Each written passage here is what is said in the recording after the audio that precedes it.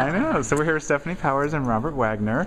So, memories of Heart to Heart, the show. I know you were talking about, working with the crew and everything. Do you remember just that time and just the fans? And you guys were such a big hit at the time. I remember that one moment in Vail when we were standing beneath the chairlift.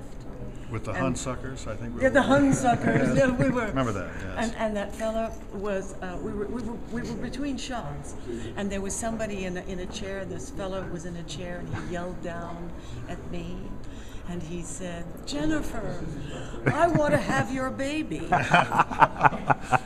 That was a rather interesting comment from a man, wasn't it? Yeah. Kind of threw me for a moment, but you handled that very well.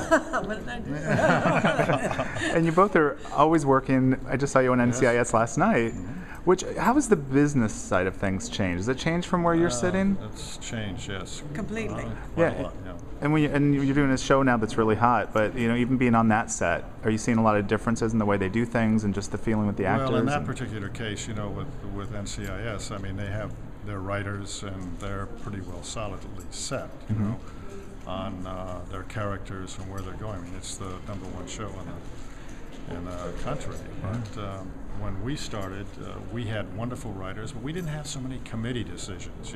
We were able to go to our producers, Spelling and Goldberg, and sit in their office and talk about things we'd like to do and where we'd like to go and kind of the direction that we both wanted. I mean, we got. It was just fascinating to do it. It grew. It wasn't a lot of committee decisions. It was.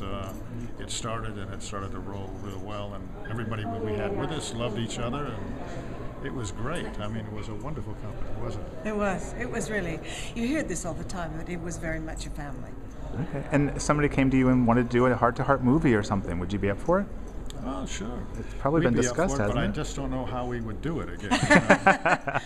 I don't know. It was a.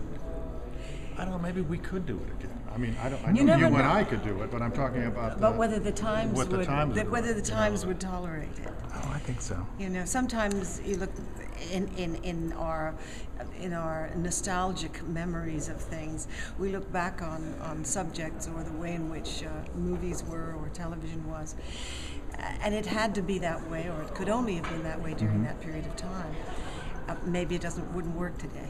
I'll tell you what, that was very